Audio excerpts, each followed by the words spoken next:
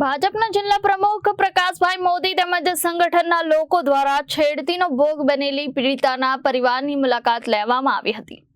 ઝઘડિયા તાલુકાના રાજપારડી ગામની હાઈસ્કૂલમાં હંગામી શિક્ષક તરીકે ફરજ બજાવતા અને રાજપારડીના ભાલોર રોડ વિસ્તારમાં રહેતા સાજીદ હુસેન વાઝાએ તાલુકાના એક ગામની સગીરાને તેના ઘરે ટ્યુશનમાં બોલાવી હતી। ઘટનાના દિવસે અન્ય વિદ્યાર્થીનીઓને સાજીદ હુસેન વાઝાએ રજા આપી દીધા બાદ સગીરાને એકલીને દાખલા શીખડાવવાના બહાને તેને ટ્યુશનના ટાઈમ કરતાં વધુ બેસાડી હતી। તે દરમિયાન તેણે સગીરા સાથે છેડતી કરી હતી અને શારીરિક અડપલા કર્યા હતા, જે બાદ ગતરોજ ભરૂચના સાંસદ મનસુખ વસાવા દ્વારા પીડિતાના પરિવારની મુલાકાત માટે પહોંચ્યા હતા અને પરિવારને સાંત્વના પાઠવી હતી। ત્યારબાદ ભરૂચ જિલ્લા ભારતીય જનતા પાર્ટીના પ્રમુખ પ્રકાશભાઈ મોદી તેમજ સંગઠનના લોકો દ્વારા પીડિતાના પરિવારની મુલાકાત કરવામાં આવી હતી। તેઓએ જણાવ્યું હતું કે દોષીને સખતમાં સખત સજા થાય તેવી માંગ કરવામાં આવી હતી, જેની રજૂઆત અમોએ પોલીસ સમક્ષ કરી છે તેમ તેઓએ મીડિયા સમક્ષ જણાવ્યું હતું।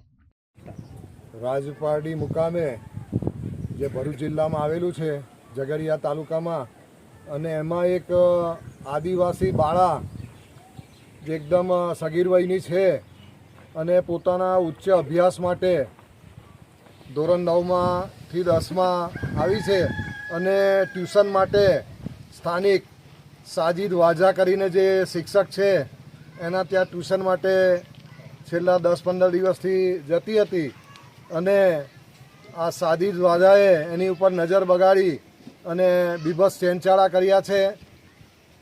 એના માટે છોકરીએ હિંમતપૂર્વક મા બાપને રજૂઆત કરી છે અને આ બાબતની પોલીસમાં ફરિયાદ પણ થઈ છે।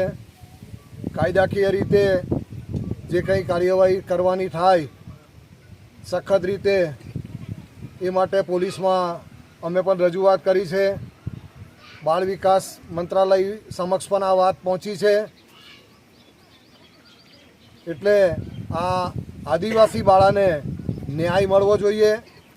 આ શિક્ષકની અગાઉ પણ આવી વર્તણૂક બાબતે ગામના લોકોએ પણ રજૂઆત કરી છે કે અગાઉ પણ 5 થી 7 બાળાઓ સાથે એને આ રીતે એની એકલતાનો લાભ લઈ અને ચેનચાળા કર્યા છે એવી વાત ધ્યાનમાં આવી છે। એટલે આવા નરાધમને બક્ષવો જોઈએ નહીં અને સખત સજા થવી જોઈએ, એ માટેની અમારી પોલીસમાં તેમજ સરકારશ્રીમાં રજૂઆત છે। Bureau report Janadesh news Bharuch.